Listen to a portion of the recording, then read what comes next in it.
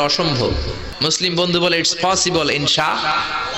মুসলিম বন্ধু তাকে নিয়ে গেল হজের মৌসুমে মক্কার পাশে, কাবা ঘরের পাশে একটা বিল্ডিং আছে 20 তলা উঁচু, এটার 80 তলায় একটা হোটেল ভাড়া করলো, একটা রুম ভাড়া করলো।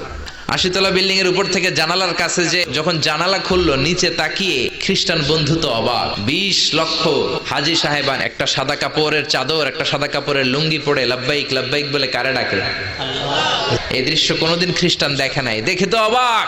ইন দ্য মিন টাইম মাগরিবের আজান হতে শুরু করেছে। আজানের শব্দ শুনে 20 লক্ষ হাজী সাহেবান মৌমাছির মতো কাবা ঘরে ঢুকতে শুরু করেছে, আর মিলিটারির মতো, সেনাবাহিনীর মতো গোল হয়ে দাঁড়াতে শুরু করেছে। জোরে বলেন আল্লাহু আকবার।